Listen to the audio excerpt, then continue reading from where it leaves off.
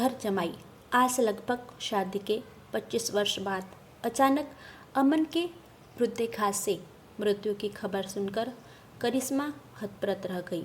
उसका मन हुआ कि उसके गले लग जाए और उसे कहे कि अमन, तुम कहीं नहीं जा सकती, या कम से कम एक बार अपने पहले अधूरे प्रेम के अंतिम दर्शन तो कर ले। पर सोचकर ठहर गई कि लोग क्या सोचेंगे, लोग क्या कहेंगे। इस खबर की बात सोचते सोचते करिश्मा कब पुरानी यादों में चली गई। उसे पता ही ना लगा, जैसे कल परसों की ही तो बात है जब वे दोनों कॉलेज में पढ़ते थे। अमन बिल्कुल सीधा सरल होनहार विद्यार्थी था। कॉलेज की अक्सर सभी हम उम्र लड़कियां उसे पसंद करती थी। उनमें से एक करिश्मा भी थी जो मन ही मन उसे चाहने लगी थी। पर दिल था इस इंतजार में कि कब अमन खुद से आकर अपने प्रेम का इजहार करेंगे। करिश्मा ने कई बार हिम्मत की अमन से कह दे अपने मन की बात, पर वह कह नहीं पाई क्योंकि दोनों बिरादरी में बहुत अलग थे। अमन उच्च ब्राह्मण थे और वह एक नीची जाति से थी। पर एक दिन अमन ने उसे एक पत्र दिया जिसमें लिखा था, करिश्मा, मैं मन ही मन तुम्हें पसंद करने लगा हूँ। तुम्हारी सादगी ने मेरे मन के कोरे कागज को जैसे प्रेम के रंगों से रंग दिया है। पर पता नहीं तुम क्यों समझोगी, इसके लिए कभी तुमसे कह नहीं सका। यदि तुम भी मुझे पसंद करती हो तो इस पत्र को अपनी किताब में रख लेना, नहीं तो इसे फाड़कर वही फेंक देना। करिश्मा तो कब से इसी इंतजार में थी। उसके अधूरे प्रेम को जैसे पूरा आसमां मिल गया। वह इस पल को जीना चाहती थी, इस पल को संवारना चाहती थी। उसके सपनों को जैसे कुछ पंख से लगे। उसने उस पत्र को मोड़कर अपनी किताब में रख लिया। उस जमाने में मोबाइल फ़ोन नहीं होते थे, इसलिए पत्रों के माध्यम से ही दोनों की बातें होने लगी।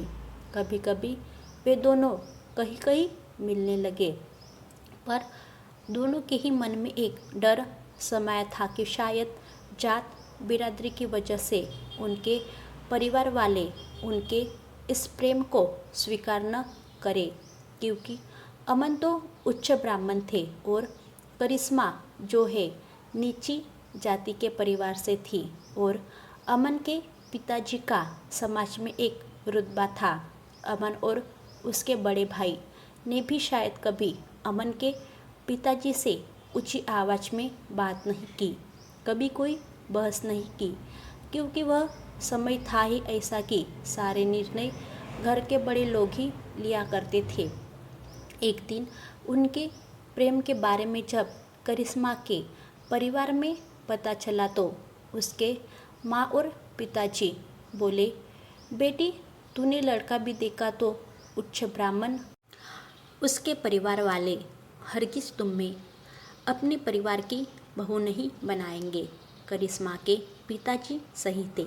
जब अमन के पिताजी को उनके प्रेम के बारे में पता चला तो वे आग बबूला हो गए। उन्होंने कहा, क्या अब एक छोटी जाति की लड़की उनके परिवार की बहू बनेगी? उनके जीते जी ऐसा हरगिज नहीं होगा। अमन ने अपनी कुछ दलीलें रखनी भी चाहिए। उसने कहा कि पिताजी, अब समय बदल गया है। करिश्मा एक अच्छी लड़की है, उसमें अच्छे संस्कार है। वह हमारे परिवार की कभी छोटी बात नहीं होने देगी। लेकिन उसके पिताजी कहा मानने वाले थे। उसके बड़े भाई और उसके पिताजी ने कहा कि शादी तो अपनी ही जात की उच्च ब्राह्मण समाज की लड़की से ही तुम्हारी होगी।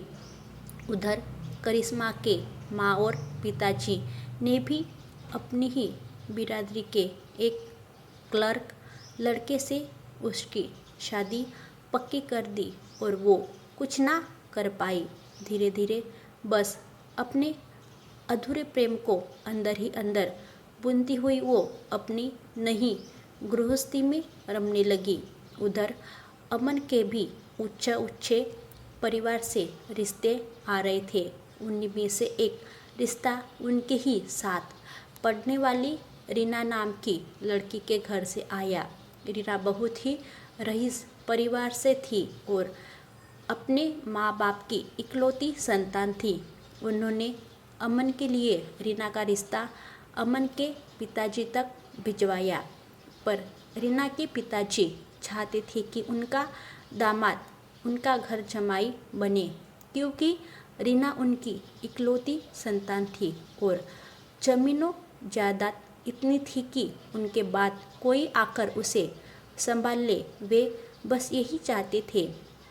पहले तो अमन के पिताजी ने इस रिश्ते को मना करना चाहा, पर जब देखा कि एक ही शहर है, अच्छा परिवार है, लड़की भी सुंदर है, तो उन्होंने अमन को इस रिश्ते के लिए समझाया।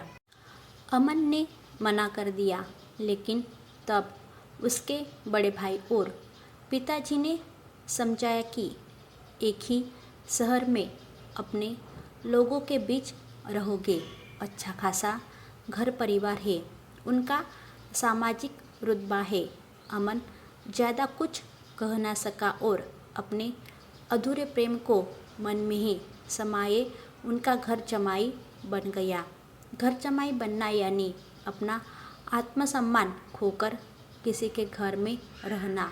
जो अमन स्वच्छंद था, आज़ाद था, अब धीरे धीरे उसे घुटन महसूस होने लगी। एक तो वह अपनी अधूरी प्रेम की कशिश को भी दिल से भुला नहीं पाया था और उस पर रीना का कर्कश व्यवहार। वह घोर तनाव में रहने लगा कि धीरे धीरे तनाव से अपने आप को बचाने के लिए उसने सिगरेट को अपना साथी बना लिया। 2-4 सिगरेट से होते होते अब वो दिन में कई बार सिगरेट पीने लगा। हर एक सिगरेट का एक एक कश उसकी जिंदगी को लील रहा था। कभी जितना तेज अमन के चेहरे पर था, वह आज निस्तेज होने लगा। वह अपने में ही खोया खोया रहने लगा। धीरे धीरे बीमारियों ने उसे घेर लिया। एक बार ऐसे ही बाजार चलते अमन से करिश्मा की मुलाकात हुई तो एक बार तो वो उसको पहचान ही नहीं पाई। अमन करिश्मा से इतना ही बोला कि करिश्मा तुम तो खुश हो ना, मैं तो बस इतना ही चाहता हूँ कि तुम जहाँ रहो खुश रहो, मैं तो अपनी ज़िंदगी बस ढो रहा हूँ। भगवान कभी भी किसी का प्रेम ना छीने और घर जमाई तो कभी किसी दुश्मन को भी ना बनाए। काश कि मैं समय पर बोल पाता, डिसीजन ले पाता। आज पछता रहा हूँ, पर अब क्या कर सकता हूँ।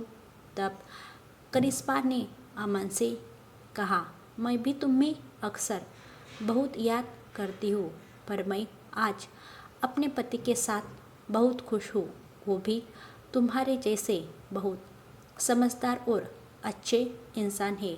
और अमन अब तुम्हें भी अपना ध्यान रखना होगा। अब हमारे घर परिवार और सपने अलग है, यही हकीकत है और तुम्हें इस हकीकत को स्वीकारना होगा। ये जीवन एक परीक्षा है अमन, जिसमें हम सभी के इम्तिहान पहले से ही तय होते हैं। कहने को तो करिश्मा अमन से इतनी बड़ी बात कह आई, पर आज तक अमन का उतरा चेहरा, उसका गिरता स्वास्थ्य, उसके दिल की तड़प को याद करके कहीं ना कहीं वो भी तड़प उठती।